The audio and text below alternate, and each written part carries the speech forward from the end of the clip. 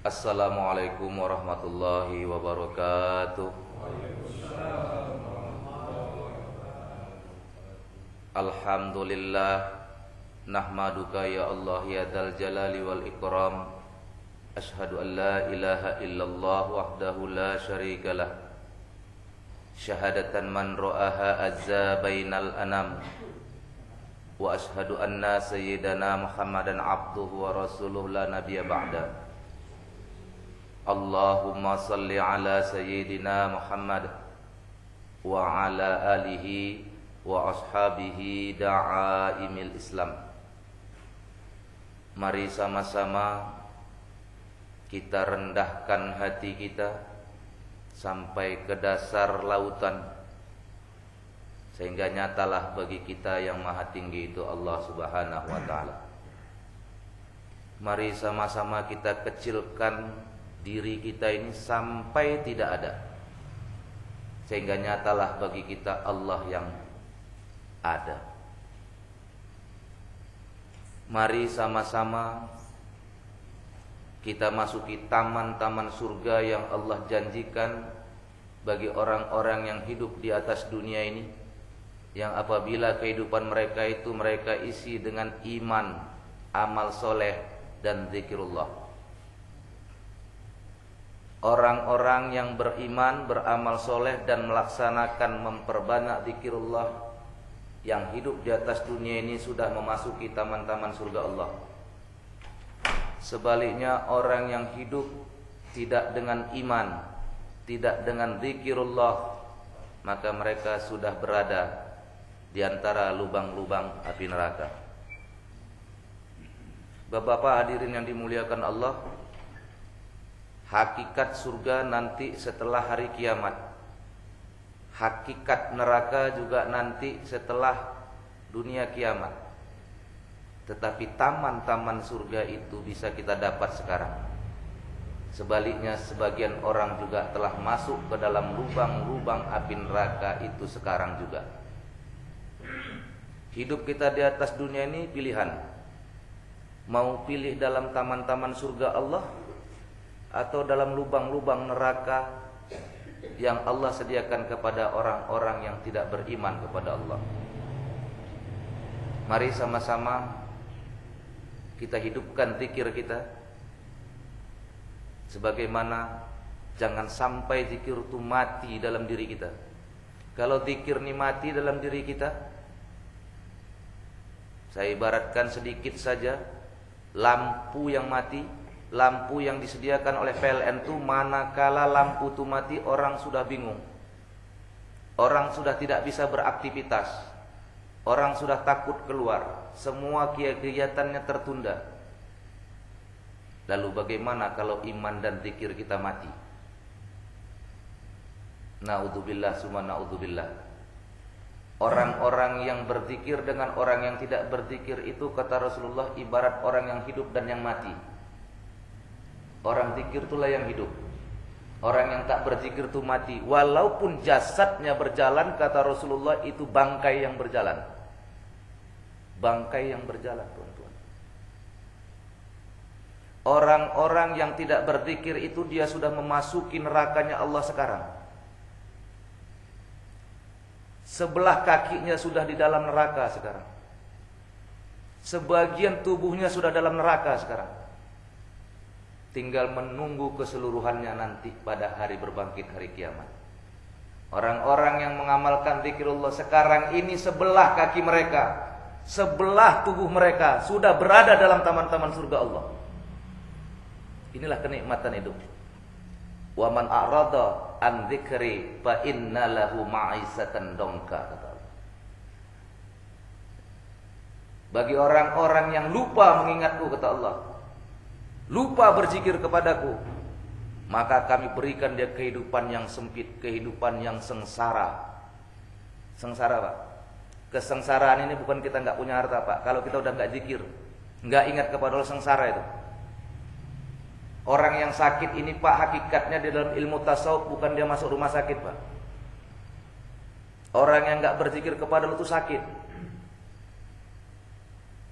Jadi ada orang yang sakit badannya, Ada orang yang sakit batinnya. Lebih banyak orang yang sekarang sakit batinnya daripada badannya. Jadi orang yang tidak zikir kepada Allah itu orang sakit. Kenapa? Seluruh amalan yang dia buat tertolak oleh Allah. 2 episode kita yang lalu kita sudah membahas tentang solat yang khusyuk. Fadilah solat itu seperti apa? Ancaman Allah terhadap orang yang solat tidak khusyuk seperti apa? Lalu bagaimana menggapai solat yang khusyuk? Sudah kita jelaskan dan hari ini kita lanjutkan. Episode kita ini dari sekarang sampai yang akan datang masih menyambung dari tausiah-tausiah saya yang beberapa minggu yang lalu. Masih membahas tentang solat yang kita khususkan kepada solat yang khusyuk. Kenapa? Orang ribut sekarang membahas masalah solat yang tidak penting dibahas dalam masalah itu. Orang ribut membahas masalah tentang pakai usoli atau tidak pakai usoli. Orang ributkan masalah kunut atau tidak kunut.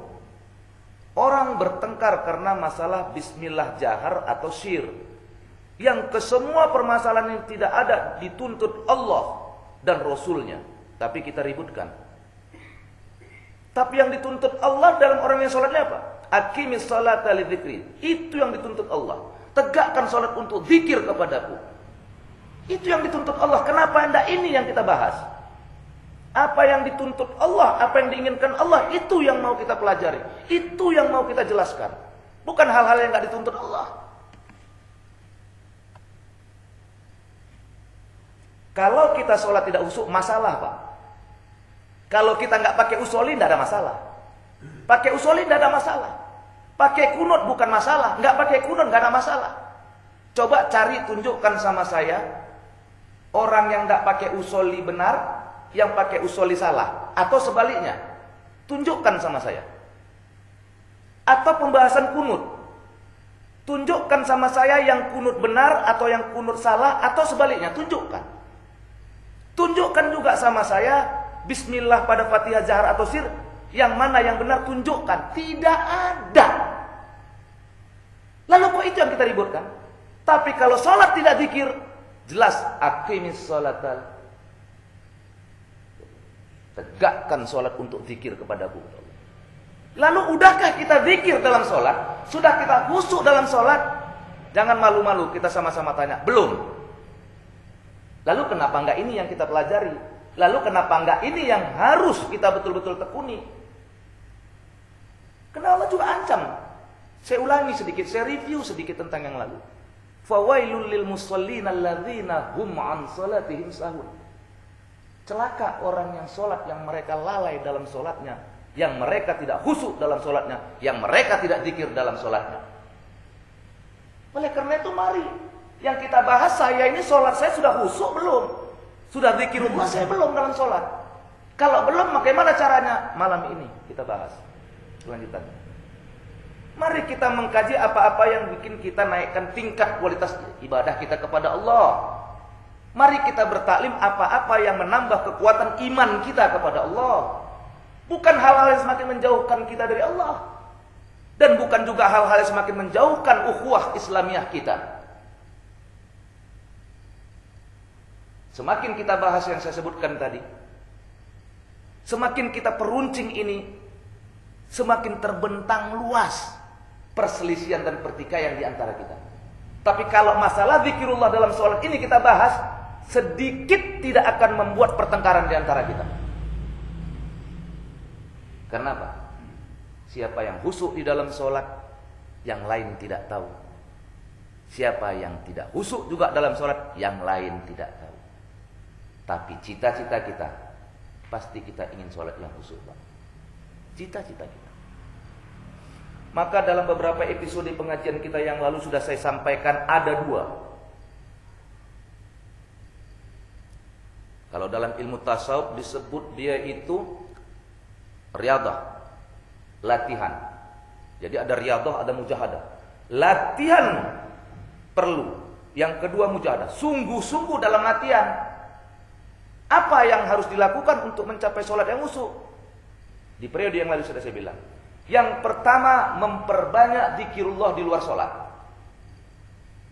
Dalilnya, fa idza qadaitumus shalah fadhkurullaha qiyaman wa qu'udan wa ala junubikum. Apabila kamu telah selesai sholat, kata Allah, berzikirlah kepada Allah. Ingatlah kepada Allah pada saat kau berdiri, duduk, dan berbaring. Jadi agar orang itu bisa khusyuk dalam sholat, agar orang itu bisa berzikir dalam sholat, dia harus, tidak boleh tidak, memperbanyak zikir di luar sholat. Semakin banyak zikir kita di luar sholat, semakin banyak khusyuk kita dalam sholat. Semakin sedikit zikir kita di luar sholat, semakin sedikit khusyuk kita dalam sholat. Tak zikir-zikir kita di luar sholat, alamat tak khusyuk dalam sholat. Walau sudah 40 tahun kita kerjakan sholat. Apalagi baru 2 bulan. Tidak usah cari jalan lain. Quran is the best. Quran yang terbaik. Tidak ada jalan lain. Hadis itu menuntun kita bagaimana mengamalkan Quran, bukan yang lain. Jangan cari tuntunan yang lain. Taraktu fikum amrayni lan tadillu ma'dahuma kitaballahi wa sunnati, kata Rasulullah. Aku tinggalkan 2 wasiat kepada kalian. Kalau kalian pegang yang 2 ini, tidak akan sesat kalian selama-lamanya. Quran dan sunnahku pegang. Tidak usah cari yang lain-lain. Untuk mendatangkan sholat yang khusyuk, seperti saya sudah bilang, saya review sedikit lagi untuk sebelum saya lanjutkan ini ke depan. Yang pertama, memperbanyak zikir di luar sholat. Yang kedua, memperbanyak sholat-sholat sunat. Di antara sekian banyak sholat sunat itu, yang paling sering dilakukan Rasulullah, 2 sholat sunat. Yang pertama, sholat sunat tahajud. Yang kedua, sholat sunat rawatib. Yang 2 ini Pak, usahakan jangan tinggal dalam hidup kita kalau mau sholat khusyuk Pak. Kalau masih 5 kali yang 1 hari 1 malam, baru subuh 2 rakaat, zuhur 4 rakaat, asar 4 rakaat, maghrib 3 rakaat, isya 4 rakaat, jangan laga. Maaf, kita baru sekedar mengerjakan sholat Pak, belum menegakkan sholat. Baru mengerjakan. Itu pun sudah bagus. Bagus. Daripada tidak sama sekali. Tapi masa kita ini sudah umur 60, 70, 50, sholat kita masih kayak anak SD. Tapi kalau orang bilang kepada kita, kau kayak anak-anak, kita marah. Macam mana anak kau? Marah kita. Umurku udah 50, jangan kau bilang kayak anak-anak. Maka jangan cepat-cepat marah kita. Kalau ada orang begitu, jangan cepat-cepat marah. Boleh jadi kita dibilang seperti anak-anak Pak, ibadah kita kayak anak-anak. Anak-anak sholat Pak, sama kayak orang tua, cuman sholatnya nggak khusyuk. Kalau kita nggak khusyuk ya sama sholat kita kayak anak-anak. Jangan cepat-cepat marah. Kalau ada orang yang mengatakan sesuatu kepada kita, timbang dulu, jangan cepat-cepat marah kita. Macam mana anak kau katanya. Kita udah umur 60, jangan marah dulu, tengok dulu apa. Suka merajuk kita, sama kayak anak-anak. Sikit-sikit merajuk. Anak-anak kan begitu. Kita marah ketika kita dibilang anak-anak, tapi kita tidak pernah tinjau. Ibadah kita masih seperti anak-anak, akhlak kita masih seperti anak-anak. Anak-anak sholat Pak, kalau ditanya sama dia, kenapa sholat Adi? Anak kita namanya Adi, kenapa sholat Adi? Supaya masuk surga dapat pahala Mak. Masa kita yang sudah umur 60 juga masih begitu? Kenapa sholat Pak? Supaya dapat surga, supaya dapat pahala. Ini kan anak-anak lagi kita.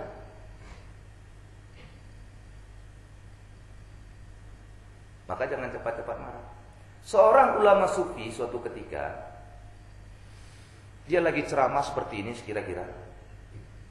Kemudian ada orang jemaah mendengarkan. Kemudian seorang jemaah ini dengan lantang mengatakan kepada si ustadz sufi ini yang sedang mengajar, Tuan munafik. Tuan tidak mengamalkan apa yang Tuan sampaikan. Di depan orang banyak si ustadz ini ditunjuk-tunjuk sama ini anak muda,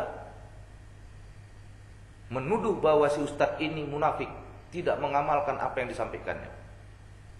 Marahkah si ulama tasawuf ini? Tidak. Mungkin kalau saya marah, Pak.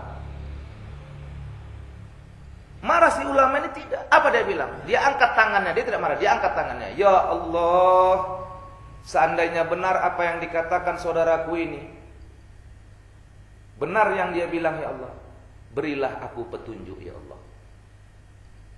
Seandainya tidak benar yang dibilang saudaraku ini, berilah dia petunjuk, ya Allah. Amin ya rabbal alamin. Tidak cepat-cepat marah, Pak. Ketika satu saat Ustadz Jamal dibilang, Ustadz, kata mereka, Ustadz nggak ada apa-apanya. Dia berharap saya marah dengan dia bilang begitu. Apa saya bilang? Betul yang dia bilang. Yang ada apa-apanya itu Allah Ta'ala. Kalau Ustadz Jamal tidak apa-apa, betul. Tapi kalau dia datang ke hadapan saya, dia bilang, Allah tuh nggak ada apa-apanya, ku cekekkan dia, bilang. Kalau datang dia sama saya, dibilangnya Nabi Muhammad itu kurang ajar, ku tunggukkan kepalanya, bilang. Tapi kalau dibilangnya Ustadz Jamal itu tak ada apa-apanya, bodoh, betul, aku bilang. Dibilangnya Ustadz macam anak-anak, katanya. Betul, aku bilang. Alhamdulillah, mudah-mudahan aku jadi anak kecil, aku bilang. Kenapa? Anak kecil kalau mati tidak berdosa, mati masuk surga, aku bilang. Mudah-mudahan betul yang dibilangnya. Aku tidak ada apa-apa dan aku seperti anak-anak. Betul yang dia bilang. Guna apa kita marah? Makanya orang tasawuf itu kajinya sedap, Pak. Tidak cari pertengkaran. Cari perbaikan diri sendiri. Ini orang yang beramal, awak yang membahas hukumnya. Orang yang beramal, orang yang sholat, awak membahas hukum sholat dia itu begini salah. Orang yang sholat, awak yang membahas, Pak. Ini sama orang udah sampai bulan, kita masih bicara hukumnya apa ya naik ke bulan. Orang udah sampai bulan, Pak. Maka belajar agama ini kalau duduk di tasawuf, Pak, kerjaan kita, Pak, menjadi hakim amalan orang, Pak. Nengok amalan orang aja, tak cocok dengan hadis, tak cocok dengan dalil. Man arafa nafsahu faqad arafa rabbahu, man arafa rabbahu fasal jasad. Siapa yang kenal kepada dirinya akan kenal kepada Tuhannya. Kalau kenal kepada Tuhannya, musnah jasadnya. Artinya apa? Bukan mengenali orang kita, Pak, untuk mendatangkan pengenalan diri kita kepada Allah. Mengenal diri sendiri. Tengok diri kita. Kita udah sampai mana? Amalan kita udah seperti apa? Sholat kita sudah sebagus apa? Bukan orang. Semakin kita kenali orang, semakin orang yang kita nilai, semakin orang yang kita lihat, semakin jauh kita dari Allah. Sejauh-jauhnya, Pak. Semakin jauh kita daripada Rasulullah. Bukan amalan orang yang kita ukur dengan Quran, dengan hadis. Amalan kita. Mari ukur amalan kita dengan Qur'annya, dengan hadisnya. Bukan amalan orang, Pak. Nggak sampai kita kepada Allah ketika amalan orang yang menjadi ukuran kita. Kita bahas hukum amalan orang, kita nggak berbuat, Pak. Ini kan sama kayak orang berantem gara-gara kunut sama tak kunut. Yang satu marah kepada yang tak kunut marah kepada yang kunut. Kesudahannya ditanya, kau tadi pagi sholat subuh kau? Tidak. Kau? Aku juga, katanya. Dua-dua tak sholat subuh. Berantem soal kunut sama tak kunut. Bertumbuh. Habis itu ditanya, kau tadi pagi subuh? Enggak. Kau sama juga, katanya. Alamat apa? Rusak umat ini ketika begini. Hobi menilai orang lain, tidak hobi menilai diri sendiri. Ya. Jadi yang mendatangkan khusyuk itu dua nih, Pak. Kerjakan. Jangan nggak dikerjakan nih. Perbanyak zikir di luar sholat. Perbanyak sholat sunat yang dua ini khususnya. Tahajud. Jangan lepas tiap malam, kecuali sakit atau capek kali. Ini awak tahajud kalau sakit, kalau mau minta sesuatu. Makanya beda doa orang sufi dengan doa orang kebanyakan beda. Beda. Orang awam kalau berdoa waktu sakit apa dia doanya? Ya Allah sembuhkan aku. Kalau orang sufi ketika sakit, ya Allah sabarkan aku dalam sakitku ya Allah. Orang awam kalau miskin doanya apa? Ya Allah kayakan aku. Orang sufi kalau berdoa kalau dia miskin apa katanya? Ya Allah sabarkan aku, ikhlaskan aku dalam kemiskinanku. Beda kelas kita, Pak, sama orang sufi. Beda kelas, Pak. Belum ada apa-apanya kita. Belum ada apa-apanya. Belum ada apa-apa. Kita masih sholat tahajud ketika apa? TV kita hilang supaya dapat lagi. Jualan kurang laku, tahajud. Di kantor hampir kena pecat, tahajud. Yang udah kena PHK baru tahajud. Bagus juga lah itu daripada enggak. Tapi ini kan masih makom anak-anak, Pak. Jangan tersinggung ya. Bapak-bapak tersinggung saya ceramah begini, Pak. Kalau tersinggung saya pulang nih, Pak Ji. Udah saatnya ceramah harus begini kok, betul-betul tausiah itu.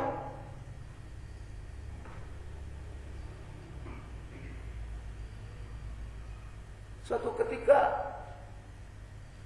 Nabi Musa alaihissalam bermunajat kepada Allah.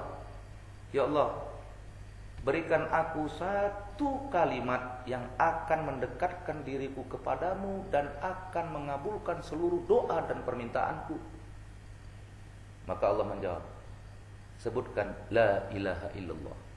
Kalimat itu la ilaha illallah. Nabi Musa minta lagi, ya Allah yang lain daripada itu. Allah katakan lagi la ilaha illallah 2 kali. Nabi Musa kurang puas. Ya Allah, yang lain dari itu. Allah katakan lagi la ilaha illallah sampai 3 kali. Permintaan Nabi Musa, ya Allah kasihkan aku, berikan aku satu kalimat yang dengan kalimat itu aku akan dekat kepadamu dan segala doaku akan engkau perkenankan ya Allah. Pertama kata Allah la ilaha illallah. Nabi Musa minta yang lain, la ilaha illallah. Yang lain ya Allah, la ilaha illallah. Baru Allah jelaskan, wahai Musa, seandainya satu kalimat la ilaha illallah ditaruh dalam satu timbangan, bumi dan seluruh alam semesta ditaruh pada timbangan yang lain, kalau ditimbang la ilaha illallah lebih berat daripada seluruh alam semesta ini. Satu la ilaha illallah, Pak. Pertanyaan sama kita sekarang, kalau Ustadz katakan zikir itu akan mendatangkan sholat yang khusyuk, saya la ilaha illallah bukan satu kali Ustadz lagi. Mungkin selama saya hidup ini udah puluhan ribu, atau mungkin sudah jutaan Ustadz. Tapi enggak khusyuk juga saya dalam sholat. Jangan salahkan firman Allah, salahkan diri kita. Jadi saya mau bahas pada malam hari ini satu sisi, bagaimana zikir yang mendatangkan sholat itu menjadi khusyuk. Kaifiatnya, tata caranya. Harus pakai tata cara, nggak sembarangan.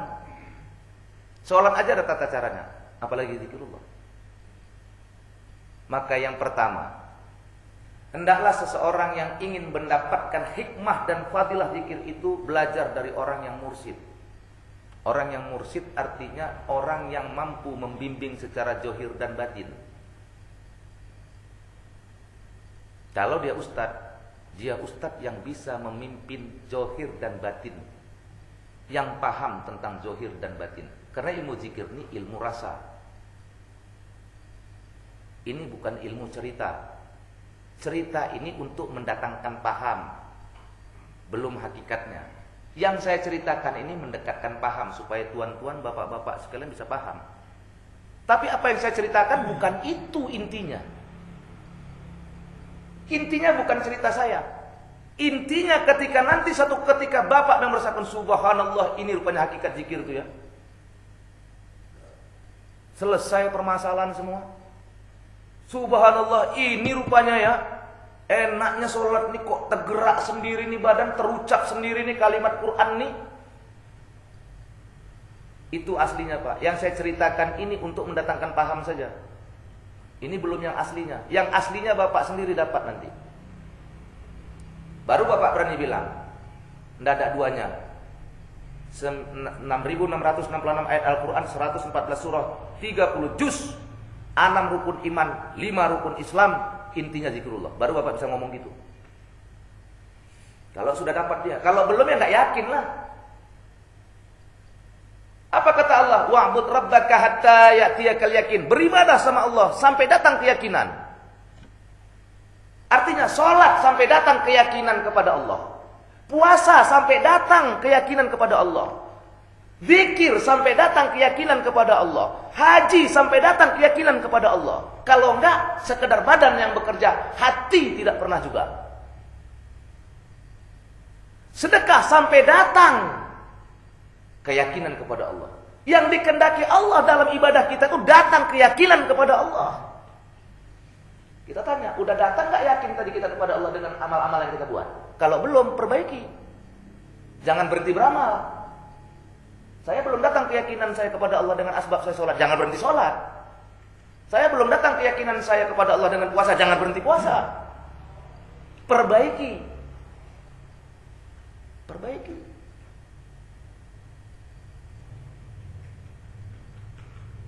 Maka yang pertama, Quran mengatakan Allah berpesan kepada kita.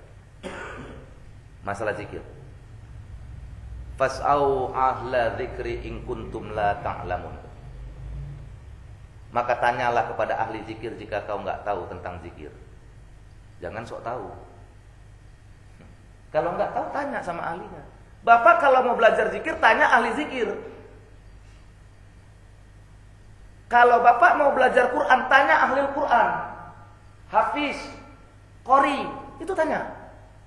Bagaimana ustadz ini bacaannya ustadz? Tanya yang qori. Kalau mau tanya zikir, tanya sama ahli zikir. Biasanya ahli Quran belum tentu ahli zikir. Ahli zikir belum tentu ahli Quran, Pak. Sama kayak dokter, Pak. Dokter itu ada spesialis macam-macam. Ada dokter spesialis mata. Ada dokter spesialis THT. Ada dokter spesialis jantung. Ada dokter spesialis kulit. Kalau kita mau berobat dari salah satu jenis penyakit ini, kita akan datang ke dokter spesialis yang dia ahlinya. Bapak sakit mata, datang ke spesialis mata, silakan Pak. Jangan datang ke dokter kulit, nanti dia taruh kalpana ke mata Bapak. Sebaliknya gitu. Kita sakit kulit, jangan datang ke dokter mata. Makanya semalam ada satu jamaah tanya kepada saya, Ustaz, apa? Dia tanya masalah kepada saya, masalah ruh, perbedaan ruh, akal, nafsu, jiwa, segala macam. Saya jelaskan A sampai Z.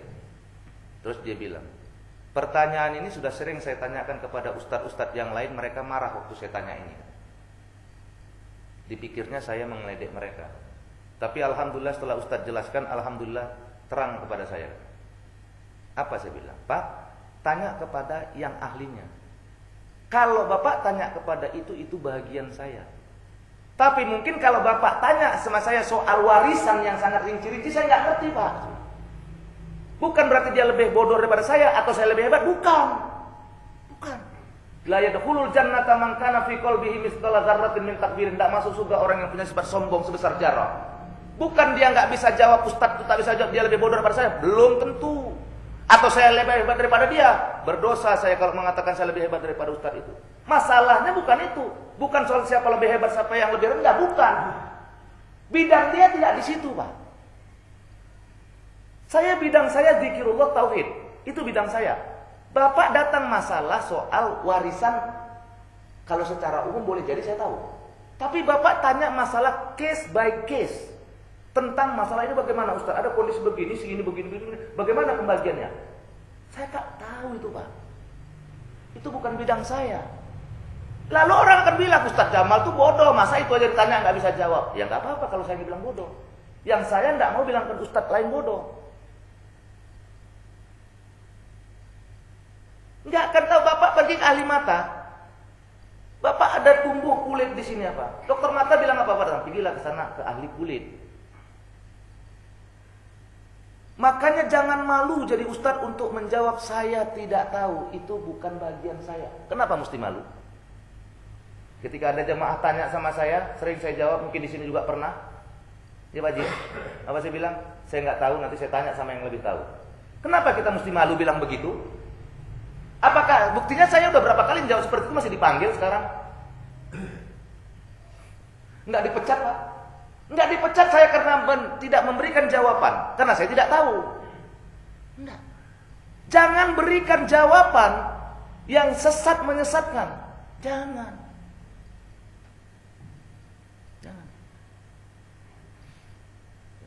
Nah, masalah zikir. Yang pertama, fas'au ahla dzikri in kuntum la ta'lamun. Tanya kepada ahli zikir kalau kau enggak tahu. Jangan sok tahu, jangan beramal-amal sendiri. Itu yang bikin kita enggak dapat. Tanya. Cari gurunya, cari ahlinya. Baru dia kasih tahu. Yang pertama, datangi ahli zikir. Kalau seperti ini dakwah nih Pak, ini baru tausiah ta'alim. Karena ilmu itu aslinya seperti air dan timba. Timba yang mendatangi air. Makanya beda. Kalau orang dulu, orang Jawa, ngelmu itu beda. Kalau ngelmu itu udah datang tengah malam, datang ke gurunya baru dapat. Saya 6 tahun Pak baru ditalkinkan sama guru saya Ustadz Muslim di Pulunia. 6 tahun saya belajar. Baru tengah malam suatu ketika jam 12 malam, Jamal duduk sini, abak mau kasih ilmu yang dari akarnya, batangnya, daunnya, sampai buahnya ada di situ. 6 tahun saya belajar sama dia baru dibuka. Duduk Jamal, tengah malam jam 12, matikan lampu, duduk berdua sama dia. Ikuti abak lah. Karena pesan Nabi apa dalam hadis saya waris? Lakinu mautakum la ilaha illallah. Ajarkan la ilaha illallah kepada orang yang mati. Ajarkan. Bukan orang yang udah mati yang gak bernyawa Pak, bukan. Ini hadis, matan hadis ini matan mazaz, kias. Bukan orang udah mati baru kita ajari. Lakinu mautakum la ilaha illallah, ajarkan la ilaha illallah ke orang yang mati. Kalau udah mati dia, ruhnya udah tak ada lagi, mendengar pun dia tidak Pak lagi. Itu ajarkan, tak ada guna. Maksudnya apa? Orang yang mati hatinya. Kan tadi bilang Nabi, orang yang tidak berzikir kepada Allah berjalan seperti bangkai mayat yang berjalan. Ini yang perlu diajarkan, yang hatinya mati. Siapa yang hatinya mati? Yang tidak berzikir kepada Allah mati. Ini ajarkan la ilaha illallah. Kalau udah mati nggak ada guna Pak. Paling-paling kalau belum mati. Sebelum mati napas udah cengap-cengap. Antara hidup nggak mati, bolehlah ini. Biasanya pun jarang ini yang bisa ngikut Pak. Kalau bukan amalan dia waktu hidup berat. Padahal kata Rasulullah Pak, man akhara kalamahu la ilaha illallah dahulul jannah. Barang siapa yang akhir ucapannya la ilaha illallah masuk surga. Coba perhatikan matan hadis ini, isi hadis ini. Bukan pakai kata kola, pakai kata kalama. Dalam bahasa Arab, orang yang tahu bahasa Arab, kola berkata, kalama berkata juga. Kenapa tidak Rasul katakan kola, kalama? Beda. Kola berkata dengan mulut, kalama berkata dengan hati. Orang tanya sama saya begitu saya sampaikan ini, man akhara kalamahu la ilaha illallah dahulul jannah, saya bilang. Siapa yang akhir ucapannya mengucapkan la ilaha illallah, dia masuk surga.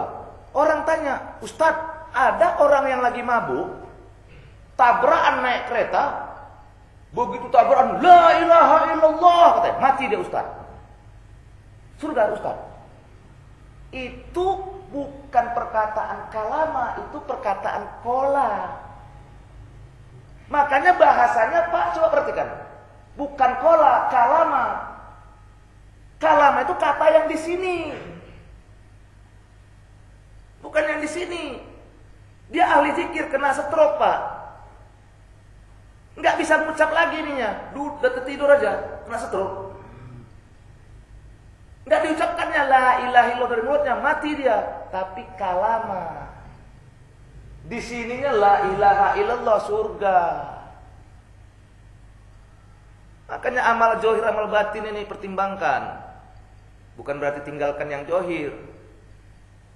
Batin ini berharga lagi. Allah tidak lihat pakaian kamu, Allah tidak lihat amalan kamu, Allah lihat hati kamu. Maksudnya apa? Kamu sama-sama sholat, yang Allah lihat tuh sholat kamu khusyuk enggak? Kau zikir enggak dalam sholat?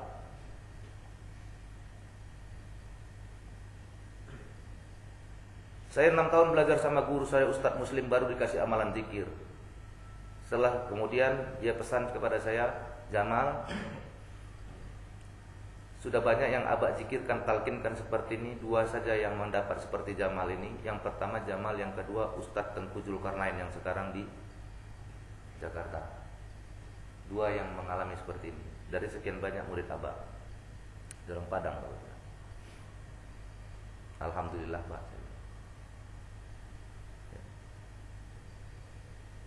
Mintalah zikir nih. Mintalah zikir nih, mintalah talqin nih. Di dalam kitab Sirrus Salikin dijelaskan, mintalah kau diajarkan zikirullah ini oleh ahlinya. Datang kita, minta, talqinkan saya zikir Tuhan, talqinkan saya zikir Ustaz. 6 tahun saya baru diajarkan sama guru saya Ustadz Muslim. 12 tahun kemudian, setelah itu 12 tahun kemudian saya belajar, baru dapat lagi guru saya yang lain, Kiai Haji Muhammad Ibnu Sirin. Belajar lagi saya sama beliau. Sebelum beliau wafat, apa saya bilang? Pak, 12 tahun saya ngamalkan zikir, baru terasa sama saya hikmah dan fadilahnya. Ya kau pikir cepat, katanya. Kau pikir cepat? 12 tahun, Pak. Mendapatkan ilmu zikir tadi 6 tahun saya belajar. 6 tahun belajar belum dikasih apa-apa, Pak. Belum dikasih cara berzikir, belum. Paling kalau saya datang, saya ingat tempat guru saya Ustaz Muslim, begitu saya datang buka Quran. Mal, ini Quran. Baca. Nah, 6 tahun baru jam 12 malam diajarkan. 6 tahun baru diajarkan zikirullah. 12 tahun Pak baru merasakan hikmah dan fadilah zikir itu. Ini Pak zikirnya seminggu sekali. Itu pun tak tepat tempatnya. Jadi yang pertama, agar zikir ini punya hasil, punya manfaat, punya faedah kepada kita, mintalah kita ditalkinkan, diajarkan zikir ini sebenarnya oleh ahlinya. Karena dalam ilmu zikir ini, seorang guru yang mursyid, seorang guru ya, yang memahami tentang kaedah zohir dan batinnya daripada murid yang dia berikan pelajaran-pelajaran tentang hikmah zikir ini. Ya. Itu yang pertama. Fas'au ahla dzikri in kuntum la ta'lamun. Enggak usah malu-malu gitu. Ya, enggak usah malu-malu. Itu yang pertama. Ya. Yang kedua, dawamkan zikir. Dawamkan itu biasakan maksudnya.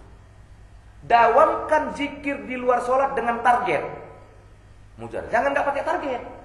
Kalau nggak pakai target kita suka-suka kita.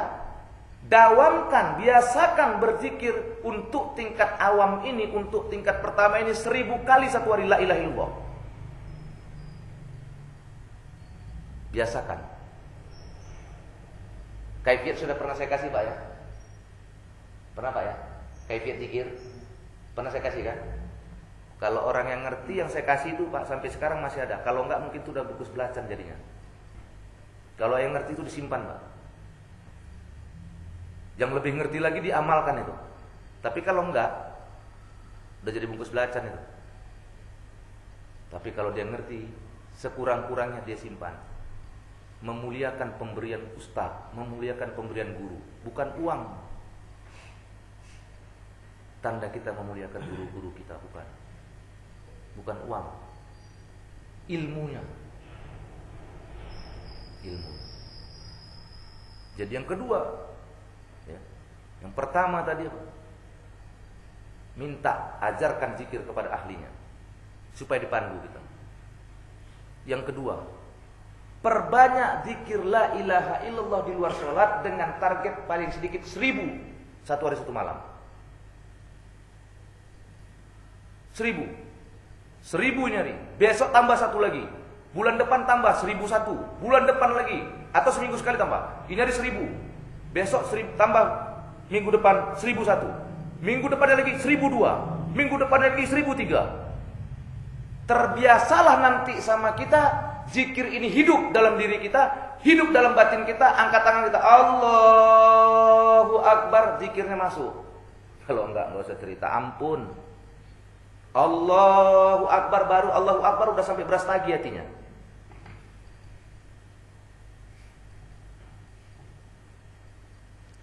Yang kita ingat di luar sholat itu yang kita bawa dalam sholat. Sayangnya kita sama-sama nggak tahu siapa yang musuh, siapa yang enggak, Pak. Itu aja masalahnya. Tapi kalau ada yang tahu, jangan salahkan juga. Rahasia ilmu itu bagi hamba yang tidak dekat kepada Allah, bukan rahasia kepada hamba yang dekat kepada Allah. Rahasia itu kan kalau jauh hubungan kita rahasia, Pak. Maaf ya. Cuman adabnya nggak boleh dibilang. Kau nggak usuk, kau nggak boleh. Itu nggak boleh. Merusak adab. Merusak adab itu. Nggak boleh, Pak. Kalaupun nanti suatu saat Bapak bisa begitu, nggak usah dibilang. Jadi dalam ilmu tasawuf itu ada adab-adab yang tidak boleh dibilang kepada manusia. Mati itu rahasia Allah, betul. Tapi mati bukan rahasia kepada kekasih Allah. Kekasih sama kekasih mana ada rahasia, Pak? Yang punya rahasia itu kan kita bukan dengan kekasih kita, rahasia lah. Kalau kekasih dengan kekasih nggak ada rahasia. Insya Allah nggak ada rahasia. Cuman nggak boleh dibilang saja. Nggak boleh dibilang. Contoh udah ada Rasulullah. Asal orang datang kepada Rasulullah, ya Rasulullah, apa perbuatan yang baik? Orang pertama datang tanya apa perbuatan baik. Apa kata Rasul? Sholat pada awal waktu. Besok datang lagi orang nanya pertanyaan sama, ya Rasul, apa perbuatan yang baik? Hormat kepada kedua orang tua. Besok datang lagi orang, ya Rasulullah, apa perbuatan yang baik? Banyak sedekah. 10 yang datang dengan satu pertanyaan, jawabnya 10 juga. 100 yang datang dengan satu pertanyaan, jawabannya 100. Artinya apa? Artinya apa? Nampak sama Rasulullah ini orang kurangnya apa? Itu disebut mukasab, tembus pandang. Masa dia nggak tahu? Yang datang ini jarang sholat pada waktunya, maka Rasulullah perbuatan yang baik, sholat pada waktunya, nampak sama Rasulullah itu. Ini orang yang datang tidak bakti sama orang tua, nampak sama Rasul, bakti kepada orang tua, kata Rasul. Ini yang datang pelit, nampak sama Rasulullah, banyak sedekah. 10 yang datang dengan satu pertanyaannya, jawabannya 10. 100 yang datang pertanyaannya sama, jawabannya 100 oleh Rasulullah. Kenapa bisa begitu? Nampak sama Rasulullah. Maka Rasul itu nggak sama dengan kita, Pak. Jauh, nggak sama. Jauh kali. Kalau kita sekarang enggak, cerita neraka ustadznya kita ketawa juga. Ya kok ketawa ustadznya cerita neraka? Ah kayaknya aku nggak masuk situ, katanya. Besoknya ustadznya cerita surga, dia kok ketawa, ditanya lagi, kok ketawa cerita ustadz tadi cerita surga? Kayaknya aku bakal masuk situ, katanya. Sholat aja entah kayak mana, mimpi lah masuk situ.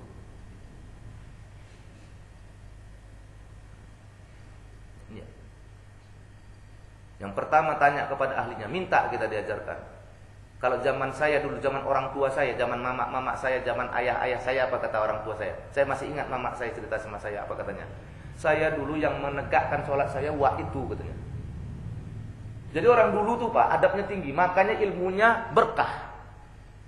Wa itu yang menegakkan sholat. Jadi kalau orang dulu Pak, belajar sholat itu, gurunya itu yang mendirikannya. Kalau sekarang tuh itu saya mentalkinkan. Kalau kita kan sekarang enggak. Baca buku sikit-sikit, tengok sana, tengok sini ya. Ilmu kita tingkat nengok-nengok, Pak. Bukan tingkat yang diizajahkan. Maka dalam ilmu tasawuf itu belajar itu pun mencari ijazahnya guru. Ijazah itu apa? Kira-kira apa? Restu. Enggak nyuri-nyuri. Yang nyuri-nyuri ilmu itu Pak apa? Jin. Ilmunya nyuri-nyuri.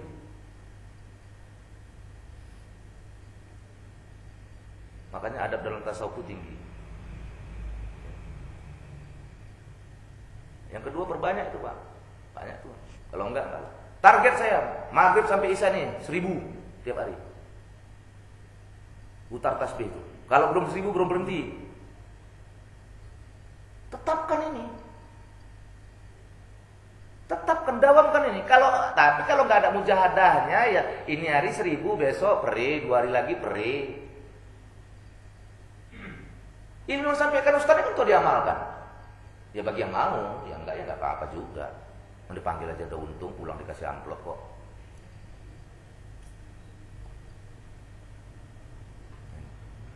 Targetkan 1000 satu hari. Jangan nanti Pak, kalau Pak Salam masih di fotokopi Pak, ada fotokopi, ada di sini, di bawah ya. Udah nggak apa-apa. Nah, saya minta itu, mungkin nanti ada satu kita kali pengajian lagi. Saya nggak tahu siap. Saya bawa kita zikir dari maghrib sampai isya. Karena ilmu terus diamalkan Pak. Ilmu yang nggak diamalkan sama dengan pohon yang tak ada buahnya. Jadi nanti saya insya Allah kapan ada satu masa nanti ya bagi bapak-bapak ibu-ibu yang sudah hilang, fotokopinya masih ada di rumah Pak ya, boleh difotokopi. Nanti satu masa kita mau ngamalkan ini supaya datang betul-betul zikir tadi. Nah, supaya kita ngamal zikir ini betul-betul ya. Nah ini gambar kedua. Jadi bagaimana cara zikir yang benar? Yang pertama tanya kepada ahli zikir, yang kedua dawamkan zikir itu dengan target Pak. Pakai kontrak, jangan nggak pakai kontrak. Kita kalau pakai kontrak ada yang kita kejar, kalau enggak. Saya harus 1000 satu hari. Saya harus 1000, nanti saya harus 1100. Kalau enggak. Ya. Nah, jadi ini dua. Masih ada lagi sebetulnya sambungannya. Masalah zikir. Jadi masalah nanti kita akan bahas sampai selesai masalah kaifiat zikir ini, tata cara zikir ini. Nanti setelah masalah zikir ini kita baru masuk ke sholat sunnah. Karena yang mendatangkan sholat yang khusyuk itu dua amalan tadi, memperbanyak zikirullah di luar sholat dan memperbanyak sholat sunnah, khususnya tentang sholat sunat tahajud dan sholat sunat rawatib. Nanti tata cara sholat sunat tahajud ini khususnya saya ajarkan dari mulai apa? Dari mulai berwudunya. Kemudian ini ada paket, kita waktu melaksanakan sholat tahajud ini ada paket, ada adab Pak. Apa duluan sholat yang kita kerjakan, berikutnya sholat apa sebelum tahajud, nanti sholat tahajud sholat apa, ada sesuai dengan tuntunan baginda Rasulullah Muhammad SAW. Insya Allah sampai kita ke sana kaifiatnya. Jadi kita akan bicarakan tentang bagaimana melaksanakannya. Kadang-kadang kan diterangkan, ayo sholat tahajud lah sholat tahajud, tapi bagaimana tata caranya nggak dijelaskan, kan gitu. Nah, insya Allah nanti pada waktunya kita akan sampai ke sana bagaimana tata caranya sehingga sama-sama bisa kita amalkan, sama-sama bisa kita dapatkan manfaat dan fadilahnya. Amin ya rabbal alamin. Demikian yang dapat kita sampaikan pada tausiah dan taklim kita pada malam hari. Mudah-mudahan Allah berikan kepada kita barokah, ya, kebaikan dunia dan akhirat, lahir dan batin. Kalau ada apa yang saya sampaikan ini menyinggung hati dan perasaan, saya mohon dimaafkan dunia dan akhirat. Kepada Allah saya berserah diri, mohon ampun kepada Allah. Kepada kita semua saya mohon maaf lahir dan batin, dunia dan akhirat. Billahi taufiq wal hidayah. Wassalamualaikum warahmatullahi wabarakatuh.